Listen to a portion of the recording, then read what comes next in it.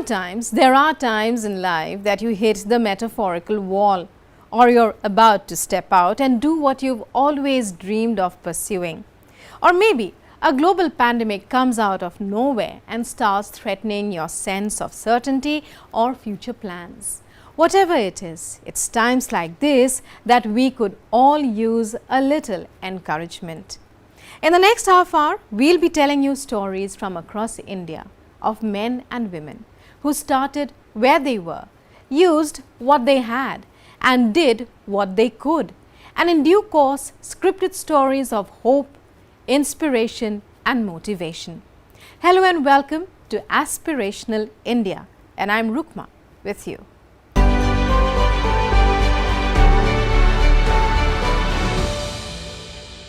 The COVID-19 lockdowns have affected children's education severely. The dropout rates have gone up, and studies by various organizations, including the World Bank, have predicted huge learning losses. But there are people trying to bridge that gap as well. Meet Abhijit Pokharnikar, a 21-year-old social worker from Pune, who is running schools on city streets so that underprivileged children do not miss out on education.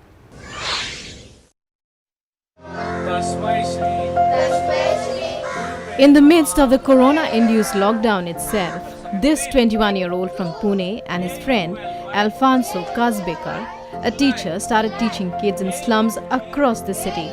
At first, he said it was just the two of them, but eventually they built a network of volunteers. Abhijit has been interested in social work since childhood and works with Sindhutai Sapkal, who works for orphan children. They decided to name their initiative Dada Chi Shala, or Brother School, and maintain social distancing while teaching the kids so that they do not lose their connection with education. DAY yesterday म्हणजे काल. हम कभी सोचते हैं क्या उन बच्चों के बारे में? कभी हमने सोचा है क्या वो बच्चे कैसे सीखते होंगे? Do we ever think about these children? We pass them on the street and give them some money. Feeding a child or giving them money only makes them dependent. Their thought process becomes one of dependency and they become habituated to this way of life. We thought about what we could do for them, and that is when we decided that education is the best way, and so started Dadachi Shala. We come here twice a week and teach them many subjects. Many street children and other deprived children who cannot afford it come to us, and I believe it's the first step to a better future. जिनको शिक्षा नहीं मिल पा रही है, ऐसे बच्चों को हम फ्री ऑफ कॉस्ट शिक्षा देने का काम कर रहे हैं. E for dog. E for elephant. E for elephant. E for elephant. E for elephant. According to Abhijit, the children might not always know what's in the books, but a life on the street has taught them life skills. He himself is studying computer application. However, he says it is difficult to get the students back to class as they contribute significantly to the family income.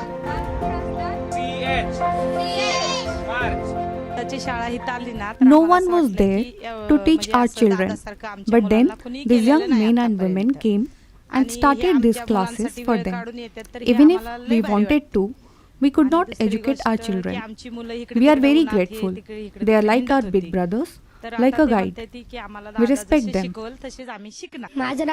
Dada comes here twice a week and teaches us, provides us with everything from books to pens and pencils, and even colors. We enjoy learning. We have classes twice a week in subjects like English, Maths, and Geography. Abhijit takes great delight in the interest shown by these kids. And so he asks them to talk to their parents and tell them how interested they are about going to school. His team of 100+ volunteers now have been working towards getting the kids admitted to school, but they say a major issue is documentation, which these kids often do not have. For Abhijit, social work is not just an extracurricular activity. He plans to study law after his graduation, which he feels will help him with his initiatives as well, and to start a center for kids on the street with education, a place to stay and also remunerate their parents. Another idea he has is to renovate old government buses, to turn them into classrooms and have such a bus in every locality so that education comes to the children's homes. With Shekhar Gaur and Ruhi Malik in Pune, DD India.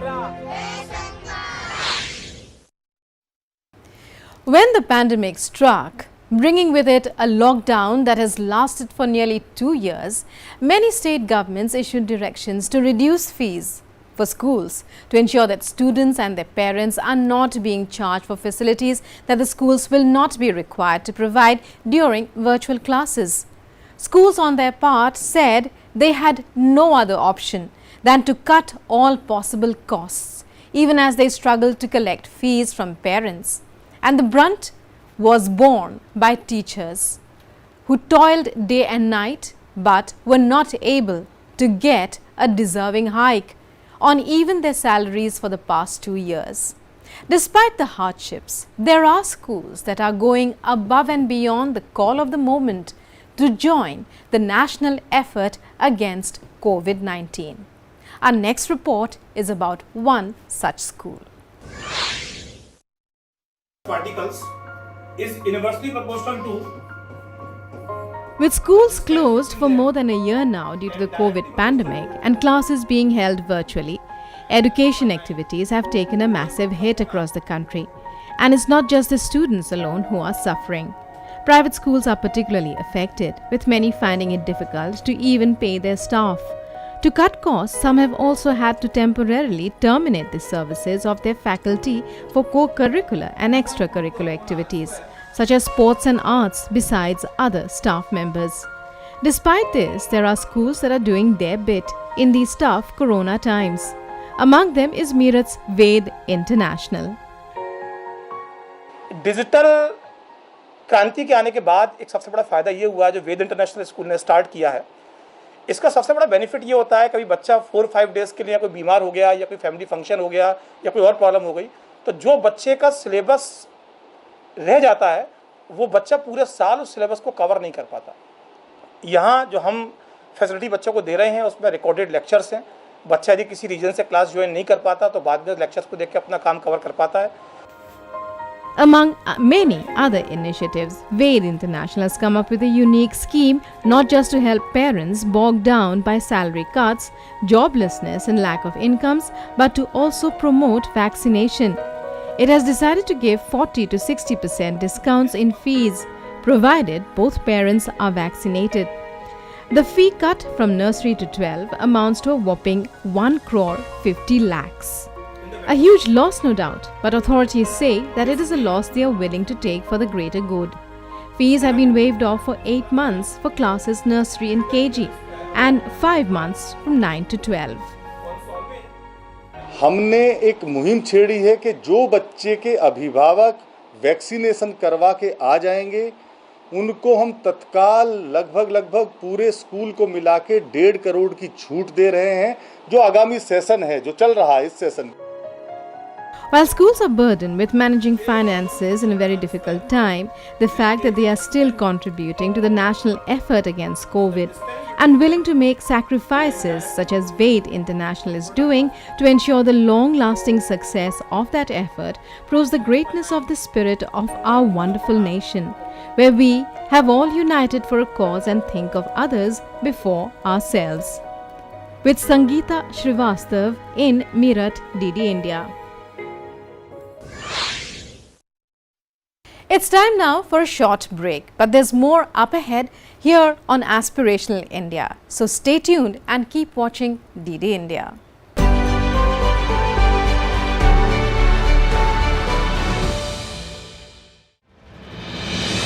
With the world's largest COVID vaccination drive, India is leading the way. As the vaccine reaches every corner of the nation, do not forget the mantra, Dawai bhi, Kadai bhi. Let's continue our fight against COVID-19. Vaccination along with social distancing, sanitization and masks. Mask up, India! Put your mask on and cover your nose and be safe. Mask Up India.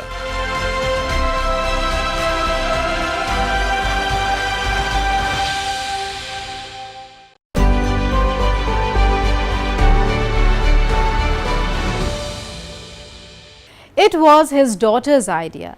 This Chandigarh man who gives free chole bhature to vaccine takers needs no introduction. Prime Minister Narendra Modi on his radio broadcast Mann Ki Baat mentioned Sanjay Rana's initiative of offering free chole bhature to anyone who can show the proof of vaccination against COVID-19 on the same day.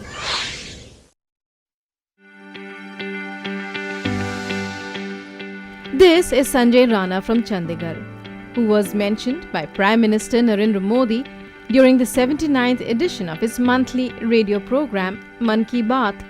Rana's journey began when his daughter suggested he distribute free chole bhature to people who have received COVID-19 vaccines.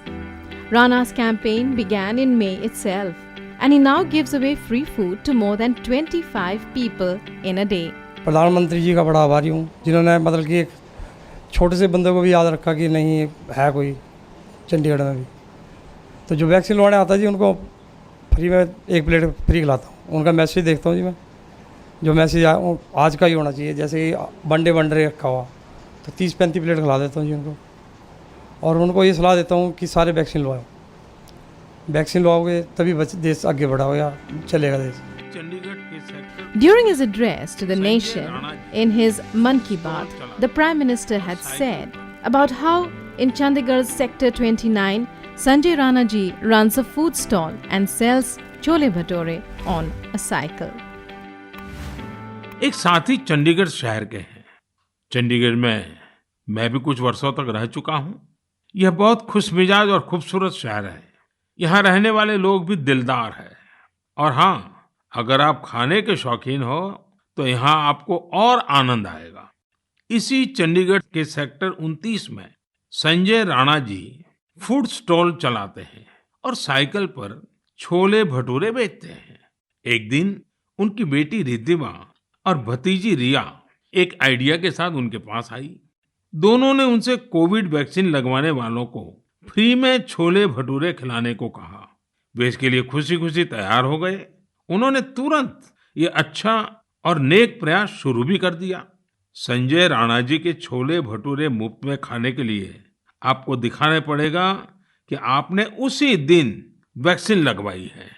Vaccine का message दिखाते ही वे आपको स्वादिष्ट छोले भटूरे दे देंगे। Truly, COVID-19 has opened more hearts than ever before, and sometimes in the most unlikeliest places. A helpful or wise word, encouraging others, a hot meal delivered at the doorstep of a neighbor, a text or note from a close friend have great meaning in these harsh times. Encouragement can show up in so many ways, and it can often be even more uplifting to give it to others than to receive it. In this context, this Good Samaritan is a wonderful example. Bureau Report, DD India. The sheltering of old, abandoned, unproductive, infertile and infirm cows in shelters, referred to as gaushalas, is a traditional practice in India. The exact origin of these shelters is not known, but documentary evidence of their existence is available from the 3rd to the 4th century BCE. Over time, they diversified, and today gaushalas perform many different roles. Our next report is of the Ved Mata Gayatri Gaushala of Mahasamund in Chhattisgarh. Here's a report.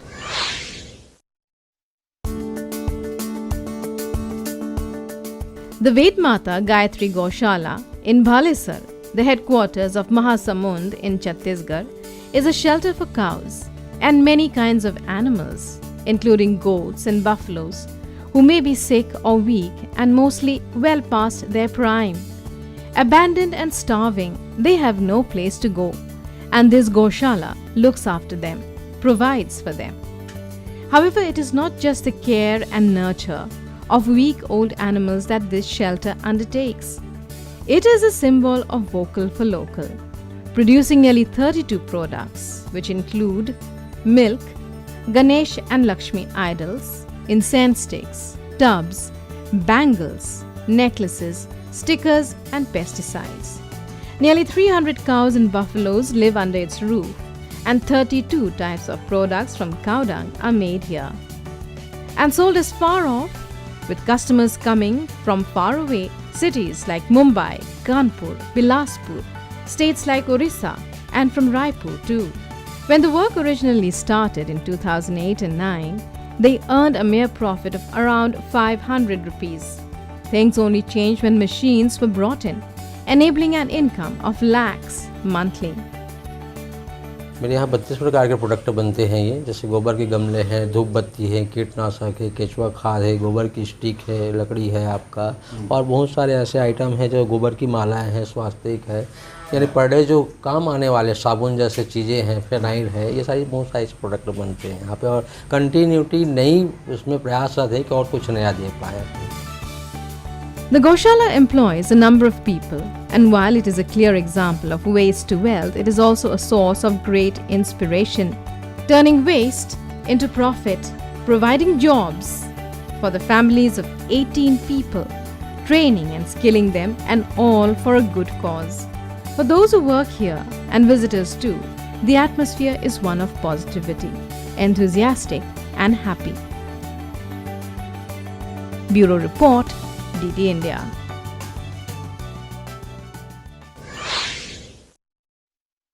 It's time now for a very short break, but there's more up ahead. So stay tuned, we'll be right back.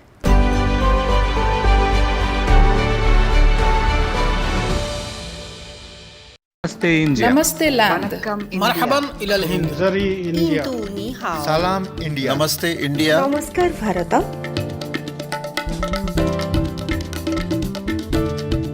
Muy India. Nahnu Hunud. India. Ma Hindi Hasti. Mung Hindian. Salam Hindustan. We are India.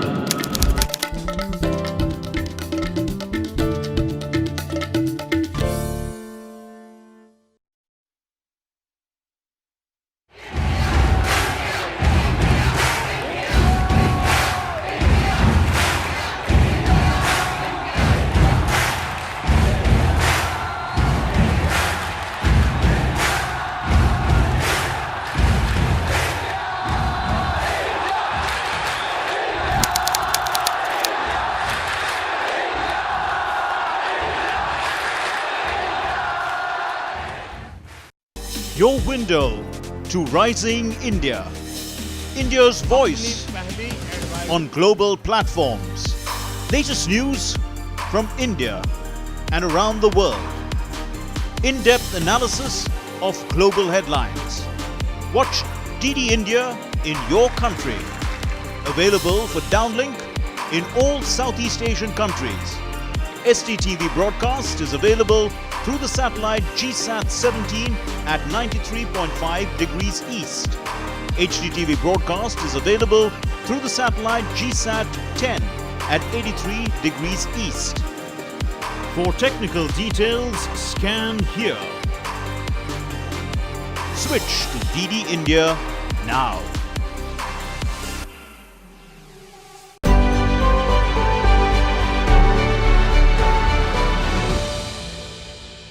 He is known as a sweet corn farmer of Ribhoi, a district in the luscious hill state of Meghalaya in the northeast. Kinship Dabchuk is well known not by himself but for his crop, which is reputed to be of the highest quality. He is not just a producer but manages all the sales and marketing too. His inspiration, his ancestors and their courage and wisdom, he says.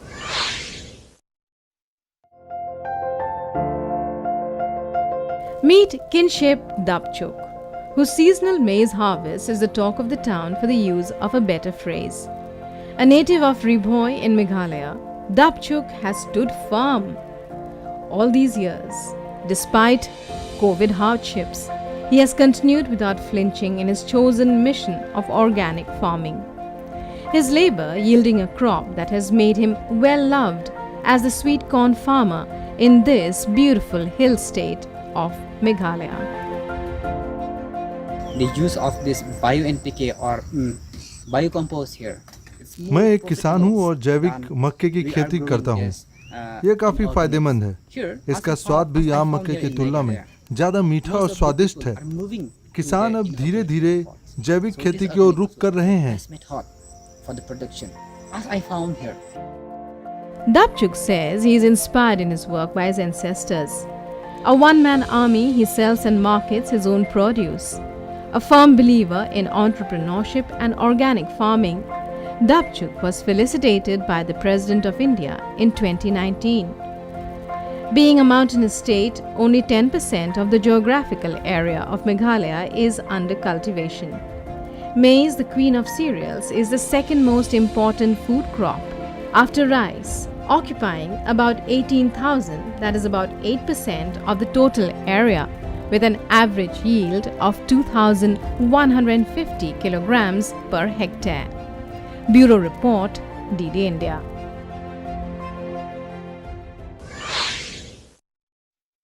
Despite declining numbers, the battle against COVID continues. It's been a long, hard period of nearly 2 years, and the entire nation has stood as one against the deadly virus. Despite tremendous losses, we have overcome, and each has tried to do our bit. As we come to the end of this episode, we bring you a report that will gladden your heart of a man from Gonda, who statistically belongs to the margins of society, but whose heart beats as much for his fellow men as anyone else. Taking the fight against COVID to heart, he exhorts everyone he meets to wear a mask. He sells them for however little they can give him, unmindful of his losses, but trying to ensure others are safe. भैया mask ले लीजिए, mask दादा, corona अभी खत्म नहीं हो सकता, mask ले लीजिए. His clear voice reverberates across the air, whether it is on the platform in Gonda station or out on the street. Pradeep Kumar is a familiar sight, driving his wheelchair, calling out to prospective customers. For Pradeep is a paraplegic. Surrounded by masks and other paraphernalia related to the pandemic, his is a strong voice advocating COVID-appropriate behavior. So sincere and dedicated he is to the cause of staying safe in the midst of the pandemic that he never stops exhorting passers-by even to wear their masks. And it's not because he wants to earn something, but because he feels it is his duty to warn people to protect themselves. Let's listen to what he has to say. मैं लोगों को प्रेरित करता रहा हूँ कि mask लगाएं, और यहाँ जो लोग आते हैं वो कहते हैं कि कोरोना खत्म, मास्क नहीं जरूरी है, और जो लोग आते हैं बिना मास्क के आते हैं उनको मैं 3 रुपया 5 रुपया देने का कार्य कर रहा हूँ.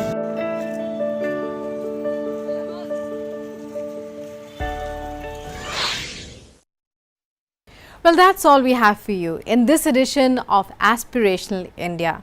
We'll be back again next week with a fresh episode to inspire and encourage. Meanwhile, keep watching DD India as news and updates continue. Namaskar.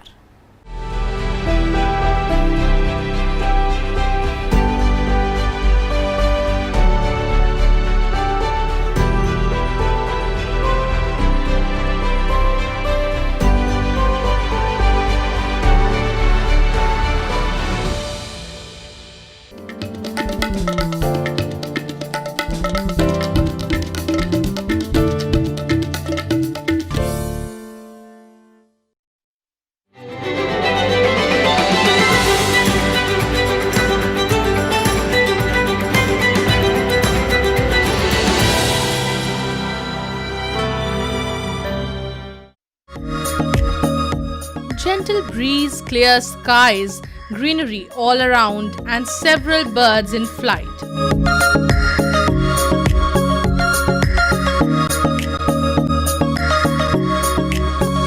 Recognized as one of the world's most important bird breeding and feeding grounds, this place is called the Keoladeo National Park at Bharatpur in Rajasthan, which was formerly known as the Bharatpur Bird Sanctuary.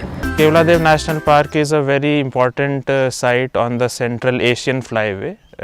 Central Asian Flyway is a flyway from which birds from Siberia, Russia, Mongolia, China, etc. come to down south in winter season.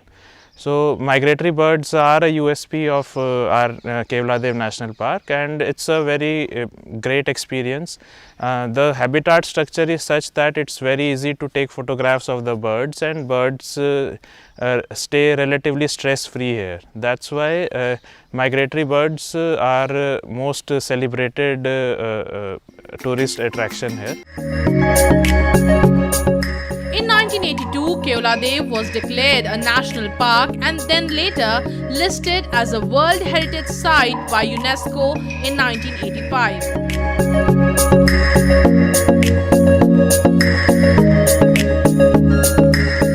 Inscription on this list confirms the exceptional universal value of a cultural or natural site which deserves the protection for the benefit of humanity. This Kevladev National Park has a long history associated with it.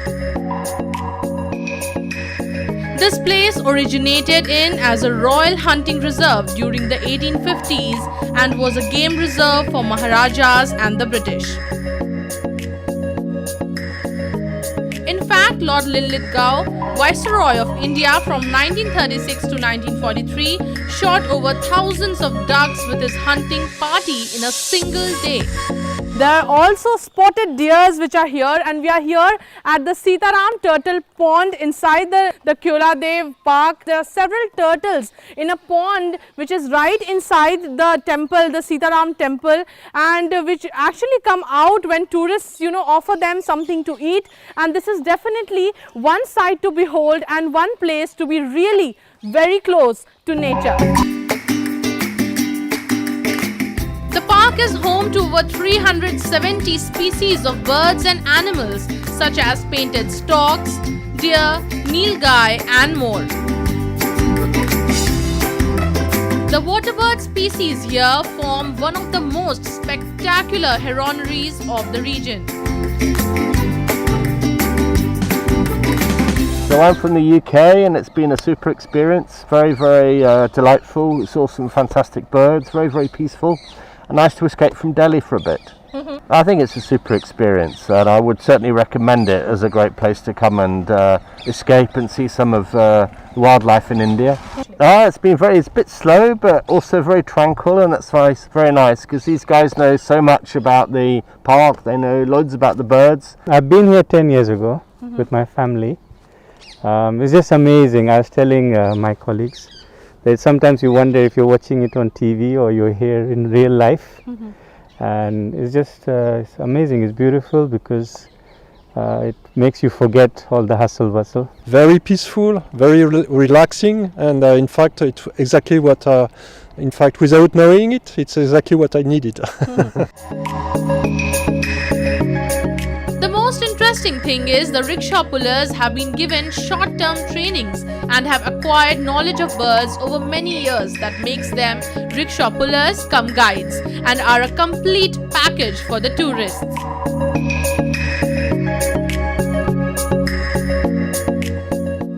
Our park is working very closely with the local communities. The advantage, the USP here is that the local communities, the rickshaw pullers, the nature guides have very good knowledge of conservation and ecosystem and birds and all these aspects. So we just need to train them regarding very basic entrepreneur skills or body language or some language skills to cater say European tourists or tourists German, French, etc. In the evenings, when the sun starts setting in and dusk takes over, a very unique phenomenon is seen. Several birds come and sit on their decided places and mark the end of their day. This act of resting is called roosting.